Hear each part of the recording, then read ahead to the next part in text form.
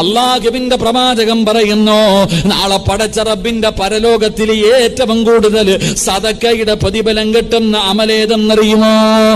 അല്ലാഹുവിന്റെ റസൂൽ സല്ലല്ലാഹു അലൈഹി വസല്ലമ തങ്ങൾ പറയുന്നു, നാളെ പടച്ച റബ്ബിന്റെ പരലോകത്ത് ഏറ്റവും കൂടുതൽ പ്രതിഫലം കിട്ടുന്ന കാര്യമേതാ? അല്ലാഹു നമുക്ക് പഠിക്കാൻ ഭാഗ്യം നൽകുമാറാകട്ടെ. ഏറ്റവും കൂടുതൽ സദക്കയുടെ പ്രതിഫലം കിട്ടുന്ന കാര്യമേതാ? പള്ളി കെട്ടിക്കൊടുത്താ കിട്ടുന്ന അതാണോ? പറ സഹോദരങ്ങളെ, ഏറ്റവും കൂടുതൽ സദക്കയുടെ പ്രതിഫലം കിട്ടുന്ന കാര്യം ഏതാ? പള്ളി കെട്ടിക്കൊടുക്കലാണോ? പറ, പള്ളി കെട്ടിക്കൊടുക്കലാണോ? ആണോ? യതീമായ മക്കൾക്ക് ഭക്ഷണം കൊടുക്കലാണോ? നിങ്ങൾ പറ, അതാണോ?